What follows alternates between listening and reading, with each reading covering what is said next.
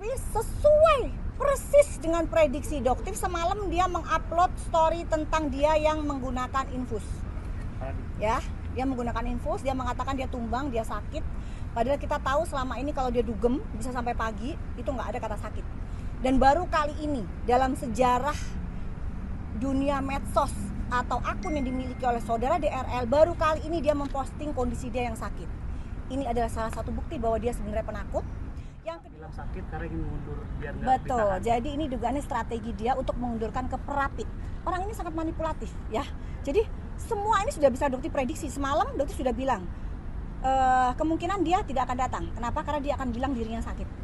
Kalau Doktif pastikan Doktif akan datang di Polres Jakarta Selatan sebagai tersangka di tanggal 22. Kita lihat, Doktif nggak akan mundur, apalagi mencabut PMJ karena ketakutan Doktif dilaporkan sebagai tersangka di Polres Jakarta Selatan. Tidak akan mundur sedikit pun. Ya. Tadi sempat disinggung soal manipulatif. Kemarin juga Doktif sempat bilang kalau mualafnya Richard itu hanya pura-pura, Dok. Emang ada bukti yang kalau bukti Doktif punya, tapi tidak mungkin Doktif sebutkan di sini, tapi yang jelas Doktif punya. Jadi semua yang Doktif katakan itu by data, by fakta dari awal. Ya, dan mungkin itu yang menjadi ketakutan para mafia perskincare Indonesia. Karena mereka mau menyerang Doktif pun tidak akan bisa, karena semua Doktif itu punya by data, by fakta. Seperti itu, semuanya ada. Dok ya. Tadi kan Doktif sempat mengatakan ada pernah disuap oleh DRL sebesar 5M kalau tidak salah. Ya. Mungkin kejadiannya kapan sih, Dok, dan akhirnya Enggak, kenapa? pokoknya intinya ada ya, ada hal-hal seperti itu. Untuk kapannya tidak perlu Doktif jelaskan secara detail di sini. Yang jelas kalian perlu tahu saja usaha itu ada dan sering dilakukan. Ya, sering dilakukan, sering diupayakan, tetapi selalu gagal. Ya, dari awal melalui Dokter Oki selalu beliau ingin bertemu sampai menawarkan bahwa beliau siap untuk digeledah, diperiksa. Tapi Dokter bilang, maaf, bukan caranya Dokter untuk bertemu secara sembunyi-sembunyi seperti itu dan memberikan dana di belakang itu. Enggak, tujuan Dokter satu, jangan ada lagi oknum dengan profesi dokter mengambil uang masyarakat awam ya seenak mereka tanpa merasa hukum itu tidak akan terkena kebal hukum. Nggak ada, meskipun kamu itu dokter gitu loh. Udah, sekarang yuk kita berjalan di tracknya. Dokter seperti apa? Apakah dokter boleh flexing seperti itu? Ya nggak boleh, sudahlah. Menjadi dokter itu kalaupun berjualan ya boleh berjualan, tapi bukan dengan cita-cita akan menjadi dokter terkaya se-Indonesia. Itu menyakiti kita sebagai dokter. Ya, oke, gitu aja, cukup ya, kita masuk. Ini Dok ke PMJ. Yo, oke. Gimana, Dok? Doktif hari ini ya sebenarnya ada 2 agenda. Yang pertama untuk mengawal kasus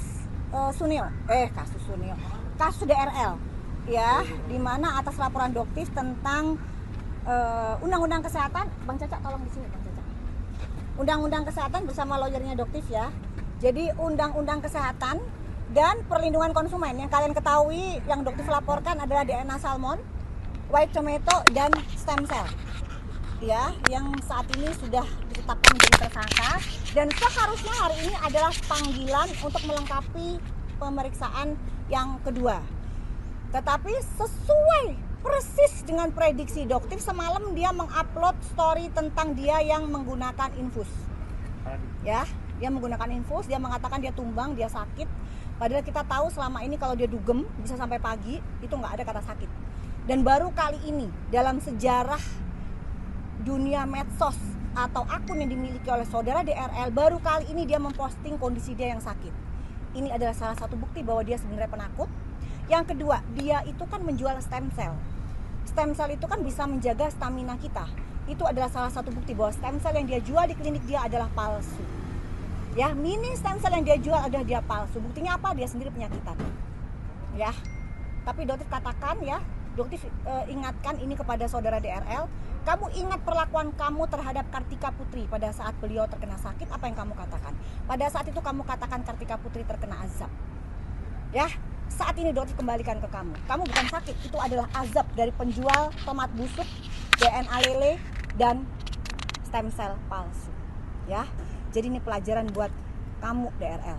Ya, melawan Doktif kamu bukan siapa-siapa. Uang yang kamu tawarkan sebesar 5 miliar ke Doktif itu Doktif tidak akan terima. Kembalikan ratusan miliar uang masyarakat yang sudah kamu ambil. Itu persyaratan damai. Jangan pernah memberikan Doktif uang damai di balik sembunyi-sembunyi di belakang masyarakat. Kalau kamu ingin ketemu Doktif, di depan jurnalis. Kalau kamu ingin berdamai dengan Doktif, fair aja, berapa kerugian masyarakat, kembalikan uang mereka. Itu baru kita damai. Jangan ajak damai Doktif di belakang. Seperti itu. Tekan dugaan pemalsuan logo halal yang dilakukan oleh owner atau selebgram dengan inisial MH. Ya, dan ini juga bestie dari DRL. Ya, brand dari brand lendir atau brand L.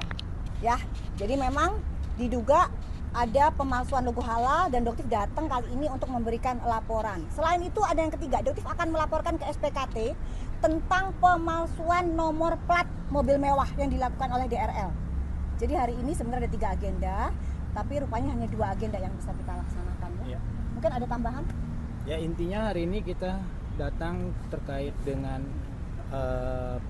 tahap awal penyelidikan terkait dengan Lensir. Kebetulan kita dari pihak penyidik sudah memberikan undangan dari jauh-jauh hari, dan hari ini kita datang sebagai memberikan keterangan sebagai saksi maupun dari korban juga, karena korbannya Ibu Doktif sendiri yang sudah mencoba menggunakan produk tersebut. Intinya seperti itu. Jadi kita terkait dengan logo halal palsu yang diduga palsu. Oke? Dok, Humas bilang katanya DRL tuh nggak hadir hari karena diundur ke 4 Februari. Tanggal 4 jadi diundur. Oh, di tanggal, kalau Doktif sendiri pribadi tidak percaya, ya, karena orang ini sangat manipulatif, tidak percaya sama sekali. Jadi tetap, tapi bagaimanapun juga kan, ya kita tetap praduga tidak bersalah ya sebagai pihak penyidik ya, bukan kita. Tapi kalau Doktif pribadi tidak percaya, ini orang sangat manipulatif. Jadi ya silahkan.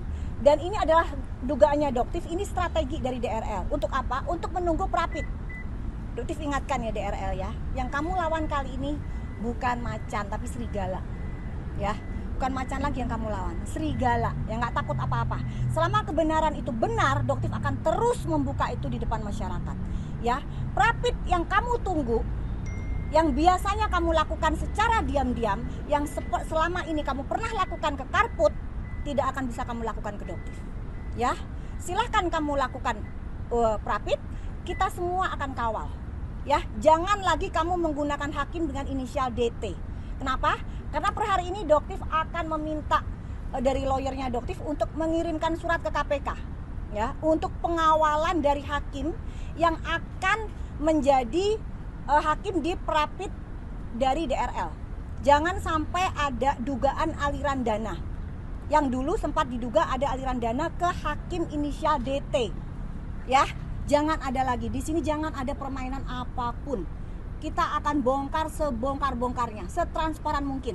Ya, jangan sampai ada sesuatu di belakang ini. Untuk Pengadilan Jakarta Selatan, kita mohon jangan pernah ada transaksional apapun, karena KPK pun akan Doktif minta untuk turun tangan. Seperti itu. Cari berita selebriti dan lifestyle yang lagi viral. Di sini tempatnya. Yuk subscribe, like, dan share. Okezone Vibes. All the vibes you need.